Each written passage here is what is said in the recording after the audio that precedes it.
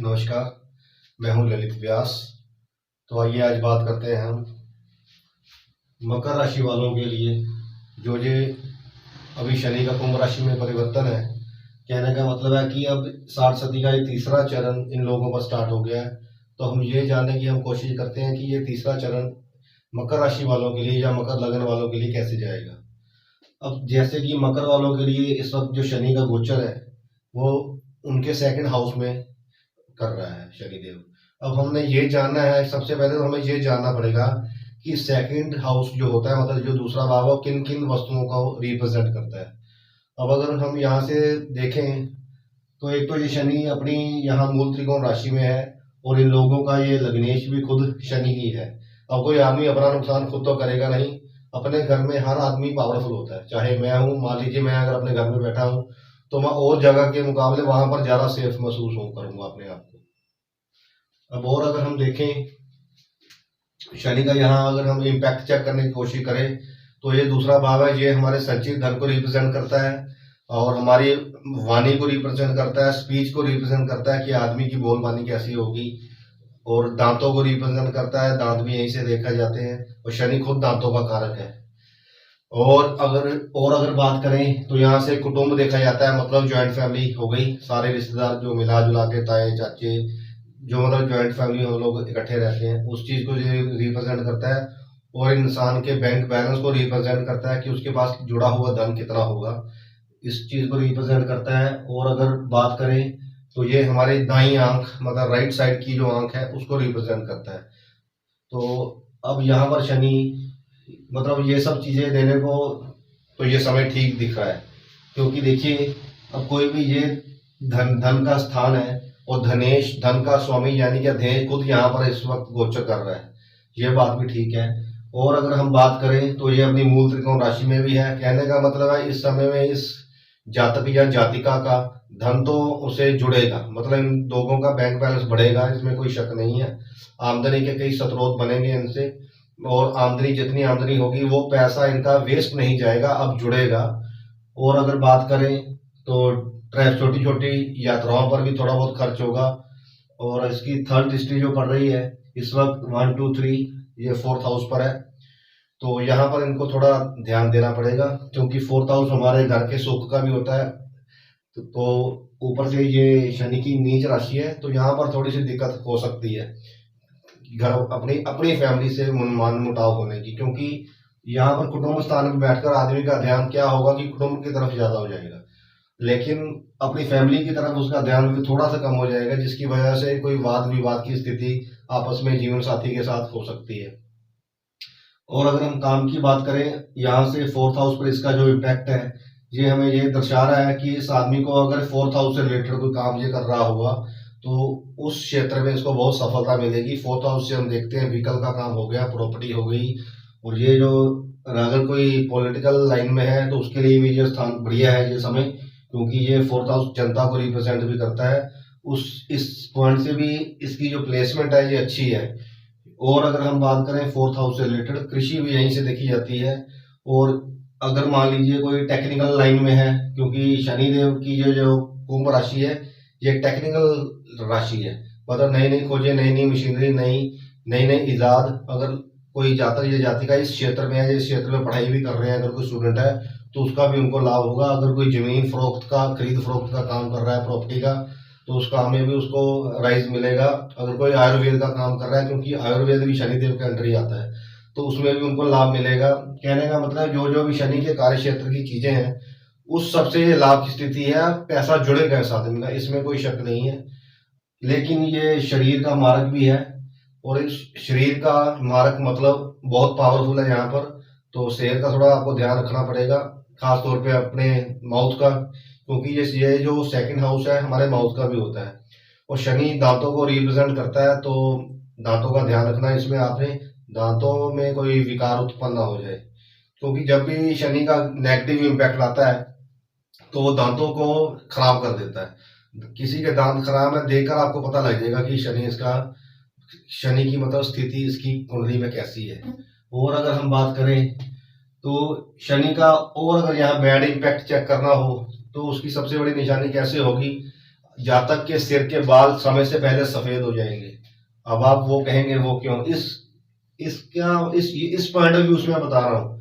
अगर मान लो ये सब सर्कमस्टेंसेस जिस पर भी लागू हो रहे हैं, अगर उसने अपने बाल डाई ना किए, कहने का मतलब उसको अपने बाल डाई करके रखने पड़ेंगे, क्योंकि सफेदी चंद्रमा को रिप्रेजेंट करती है और जो हमारे बाल है वो शनि के अंडर आते हैं।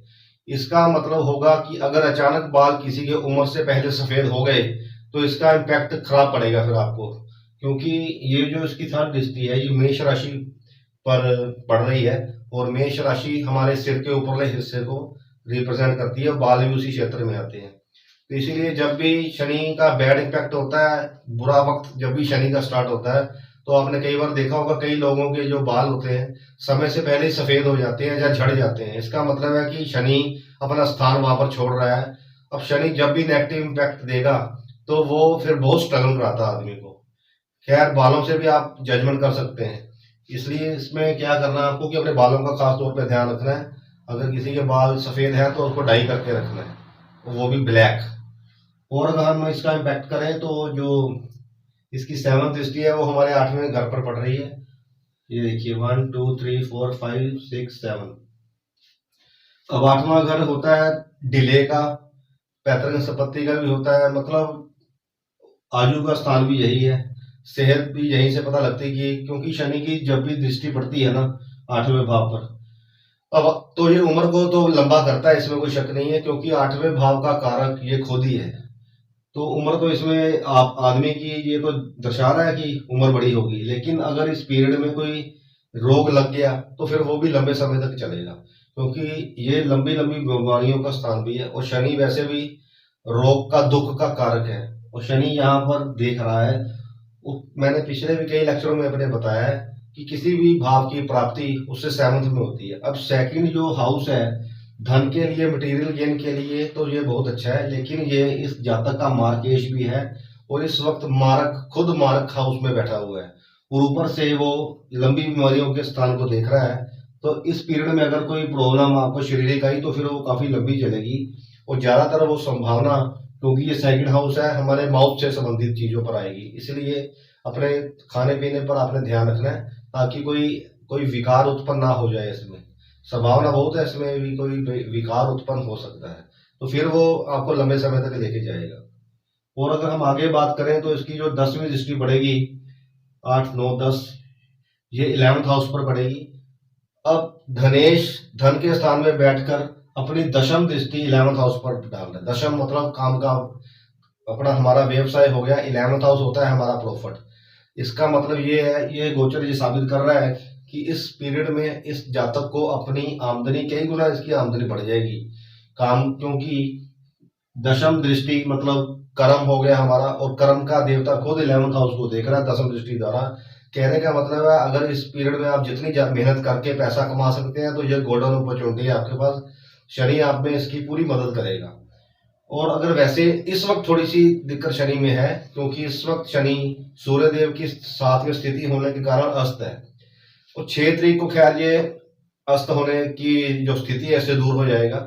अब आपको इसका मैं एक नियम बता देता हूँ, जब भी कोई ग्रह अस्त होता है तो उसमें पावर कम हो जाती है, क्योंकि जितने भी हमारे सौर मंडल के ग्रह हैं इन सभी को सूर्य से ही पावर मिलती है। अब सूर्य के जितना नजदीक आते जाते हैं तो इनकी फिर पावर कम होती जाती है, क्योंकि पावर हाउस तो सूर्य है ना। अब उससे जितना थोड़ा अब ये दूर हो जाएगा 6 तारीख को। कहने का मतलब है जब भी कोई ग्रह अस्त होता है, जिस भाव पर अस्त हो जाता है उस भाव में कमी कर देता है। तो अभी तो लोग, मान लीजिए मैं वीडियो ये बना रहा हूँ जब, तो कई लोग कह रहे होंगे कि अभी तक तो हमें कोई धन का फायदा हुआ नहीं इसमें।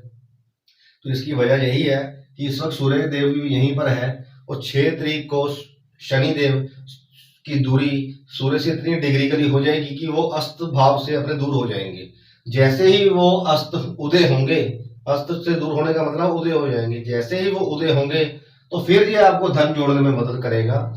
ये जो हमारा प्रोफर का स्थान है यानी कि 11th हाउस, यहाँ से जो शनि की दृष्टि है 1 2 3 4, कहने का मतलब ये इसका सुख स्थान है, और इस वक्त शनिदेव 11th हाउस से 4th हाउस में है, और वो इस जातक का धन स्थान है, बैंक बैलेंस है। कहने का मतलब है कि जो ये आदमी अब आदमी जो पैसा कमाएगा उसका सुख उसको मिलेगा, क्योंकि ये यहाँ से फोर्थ हाउस किसी भी स्थान का सुख स्थान होता है, और प्रॉफिट का सुख स्थान ये सेकंड हाउस है। ये देखिए 1 2 3 4, कहने का मतलब है कि अब जो ये इसकी आमदनी होगी ये इसका पैसा जुड़ेगा और ये उसका इस्तेमाल बड़े कुटुंब पर भी करेगा, ठीक है, इसलिए इस धन का इसको लाभ मिलेगा। लेकिन इसमें देखना आपने सिर्फ यही है कि इतना ज्यादा आपका ध्यान अपने कुटुंब पर ना हो जाए कि अपनी फैमिली से आपका ध्यान हट जाए, क्योंकि आपकी फैमिली वाले बीवी बच्चे तो कहेंगे ना कि हमारी तरफ ध्यान कम हो गया, और इस वक्त ये संभावना यही दर्शा रही है।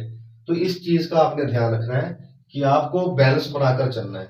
और अगर मैं बात करूं, जैसे मैंने इसकी बात की कि अगर कोई प्रॉपर्टी लेन देन का बिल्डर है, मान लीजिए कोई, या मकान बनाकर बेच रहा है, जमीन का किसी भी तरह कोई भी लैंड हो, अगर उसका कोई खरीद फरोख्त कर रहा है या व्हीकल की खरीद फरोख्त कर रहा है तो उससे ये बहुत अच्छा है। पॉलिटिकल लाइन के लिए भी मैंने बोला था अच्छा, उसकी एक वजह है क्योंकि ये जो सेकंड हाउस है ये हमारा फोर्थ हाउस हो गया। जो जो चीजें अभी मैंने बोली यहीं से देखी जाती हैं, प्रॉपर्टी लग्जरी वगैरह, और यहाँ से ये 11th में है, ये देखिए 1 12 और 11, अगर ये इसको हम फर्स्ट हाउस मान लें तो ये इसके लाभ स्थान में बैठा हुआ है। तो ये बहुत है, ये साफ साफ ये शो कर रहा है कि अगर इस समय ये जातक अपने धन का इस्तेमाल इन कामों में करेगा तो उसको बहुत ज्यादा संभावना होगी कि शनिदेव उसकी जो जुड़ा हुआ धन है उसको कई मात्रा में और बढ़ा देंगे, क्योंकि देखिए शनि बहुत बड़ा ग्रह है, इसकी कोई लिमिट नहीं है। तो इस वक्त आप जितना चाहे पैसा कमा सकते हैं, समय आपके फेवर में है। और अभी फिलहाल अगर मैं गोचर में इसकी बात करूं तो इस वक्त शनिदेव धनिष्ठा नक्षत्र में है। अब इसमें आपको थोड़ा सोच समझ कर चलना है। जब तक ये धनिष्ठा नक्षत्र में है, उसकी एक वजह है, धनिष्ठा नक्षत्र का जो स्वामी होता है वो मंगल होता है, और ऊपर से जो इसकी थर्ड दृष्टि है ये मंगल की ही राशि पर पड़ रही है, यानी कि इसकी नीच राशि है। कहने का मतलब है कि शनि और मंगल आपस में दुश्मन ग्रह हैं, एनिमीज हैं। वो इस वक्त शनि धनिष्ठा नक्षत्र यानी कि मंगल के घर से ही निकल रहा है, तो इसमें किसी वाद विवाद की स्थिति से बचने की कोशिश पूरी करनी है आपने। जो ये दर्शा रही है कि थोड़ा सा फैमिली में आपकी उठापटक थोड़ी हो सकती है, तो इस वक्त वही आपको मैं सचेत कर रहा हूँ कि इस वक्त आपने थोड़ा शांत रहना है, क्योंकि देखिए शनि का जो नेचर है वो स्लो है, वो हर काम सोच समझ कर करता है। लेकिन मंगल के नक्षत्र में होने की वजह से मंगल अब देखिए योद्धा है, वॉरियर है, उसके पास इतना सोचने समझने का नहीं है, वो तो ऑन दी स्पॉट काम करता है। इसीलिए ये जो पुलिस वाले हैं, आपने देखा होगा आर्मी वाले हैं, ये उसी वक्त एज दी स्पॉट काम करते हैं, क्योंकि करना भी पड़ता है, नहीं तो खुद नहीं मारेंगे तो अगला मार देगा हमें। अब शनि का जो नेचर है वो बिल्कुल इसके विपरीत है। शनि कहता है थोड़ा धीमे चलो, लेकिन मंगल कहता है नहीं, मैंने अभी करना है। कहने का मतलब यहाँ पर आपने जो धन लगाना भी है, अपना इन्वेस्टमेंट करना, ये दर्शा तो रहा है कि इन्वेस्टमेंट होगी, लेकिन जब तक ये मंगल के नक्षत्र में है तो फिर आपने ये सोच समझ कर काम करना है, ताकि किसी वाद विवाद में ना पड़ जाए, क्योंकि मंगल लड़ाई झगड़े का कारक है। बस इस चीज का ध्यान रखना है। और इसमें देखा जाए तो कोई नेगेटिव इम्पैक्ट इस वक्त है नहीं। वैसे भी ये शनि इस वक्त आपके 60 सती के अनुसार ये तीसरे चरण में है और ये जा रहा है। अब ये जाते जाते आपको बहुत मालामाल करके ही जाएगा, बस आपने समझदारी से इस समय का उचित लाभ उठाना है। इस वक्त आप किसी भी व्यवसाय में होंगे या किसी भी, मान लीजिए अगर आपका व्यवसाय है तो उसका आपको अब यश मिलेगा। कई बार तो क्या होता है ना कि आदमी काम तो बहुत कर रहा था लेकिन क्रेडिट नहीं मिल पाता उसे। अब यहाँ पर शनिदेव आपको क्रेडिट भी दिलाएगा, क्योंकि 10th हाउस हमारा कर्म स्थान हो गया। कर्म से ये 1 2 3 4 5 पांचवें घर में है। पांचवा घर होता है हमारा, मतलब यश मिलता है, आदमी को क्रेडिट मिलता है जो उसने किया होता है। और अगर आप किसी जॉब में है तो उसमें भी आपको ये लाभ कराएगा, क्योंकि जॉब हम छठे घर से रहते हैं, 1 12 11 10 9, और छठे से भी ये 9th में गोचर कर रहा है। इस वक्त अगर कोई जातक या जाति का अगर जॉब भी कर रहे हैं तो उसमें भी ये उनको राइज कराएगा, जॉब में भी राइज होगी और व्यवसाय में भी राइज होगा। और अगर हम इस स्थिति के बारे में बात करें तो देखिए 20 अप्रैल के आसपास बृहस्पति देव 20 राशि में एंटर कर जाएंगे। अब जब यहाँ पर बृहस्पति देव एंटर करेंगे तो उसमें एक संभावना और ये हो जाएगी, अगर मान लीजिए कोई ऐसा जातक या जातिका अगर विदेश में है या अपने घर से किसी दूर स्थान पे है, तो इस वक्त फिर ये उनकी घर वापसी का समय भी है, तो घर वापसी भी उनकी हो जाएगी। अगर कोई जातक आना चाहता है तो यहाँ वैसे मिलने के लिए भी आ जाएंगे, क्योंकि ये देखिए यहाँ से 12th होता है ना, ये हमारा जो भाव है ये विदेश का है। अब यहाँ से विदेश का स्वामी इसमें बृहस्पति है, और बृहस्पति जब 4th हाउस में आएगा, 4th हाउस होता है हमारा जन्मभूमि का। कहने का मतलब है अगर आप विदेश में हैं तो इस समय आपको घर जाने का भी मौका मिलेगा, या आप जॉब के सिलसिले में ही कहीं बाहर रह रहे हैं तो ये समय भी अप्रैल से स्टार्ट हो जाएगा आपका, कि घर वापसी का समय भी है, फिर आप घर जाने का मौका भी आप लोगों को मिल जाएगा। और अगर बात करें तो बस आपने इस चीज का ध्यान यहाँ रखना है, क्योंकि जो वाद विवाद की स्थिति के बारे में मैंने बात की वो मैंने इसलिए की क्योंकि 30 अक्टूबर तक राहु महाराज भी यहीं पर विराजमान है। अब राहु तो खुद आपको पता ही है छलावा है, उसने तो थोड़ा बहुत गड़बड़ करनी होती है जहां पर होता है। खैर बृहस्पति के एंटर करने के बाद वो थोड़ा बहुत कंट्रोल में आ जाएंगे, लेकिन तब तक आपको वैसे 30 अक्टूबर तक आपको ध्यान ही रखना है। मतलब जो भी अगर जैसे बिजनेस करना है आपने या कहीं इन्वेस्टमेंट करनी है तो बहुत सोच समझ के करनी है, क्योंकि राहु की वजह से क्या होगा कि राहु देखिए छलावा है, ये आपको एकदम ऐसा दिखाएगा कि ये इन्वेस्टमेंट फटाफट यहाँ कर दो, मतलब यहाँ से तुम्हें बहुत लाभ होगा, लेकिन एक्चुअली ऐसा होगा नहीं, क्योंकि राहु एक भ्रम है, एक एल्यूजन है, और यहाँ पर शनि आपको बचाएगा, क्योंकि शनि फोकस है। इसमें कोई शक नहीं है कि यहाँ पर कोई प्रॉपर्टी का लेने देने का काम करेंगे, कोई बिल्डिंग मटेरियल का करेंगे, कंस्ट्रक्शन का करेंगे, या किसी व्हीकल की खरीद फरोख्त करेंगे तो उसमें आपको फायदा होगा। लेकिन राहु आपको क्या दिखाएगा कि आपने फटाफट फैसला लेना है, लेकिन आपने ऐसा करना नहीं है। जो भी काम करना है बहुत सोच समझ के करना है, फिर आप बहुत राइज कर जाएंगे। और ये जो 2.5 साल है, तकरीबन 29 मार्च 2025 तक शनि महाराज ने कुंभ राशि में रहना है, तो ये आपके राइज करने का समय है। बस किसी भी वाद विवाद से आपने बचना है, क्योंकि इस वक्त जो शनि का गोचर है वो मंगल के नक्षत्र में है। ठीक है, मंगल वैसे भी वाद विवाद के कारक है। ओवरऑल अगर मैं देखूं तो यहाँ से सभी सर्कमस्टेंसेस बहुत बढ़िया हैं, हर तरह का मटेरियल ज्ञान आपको प्राप्त होगा।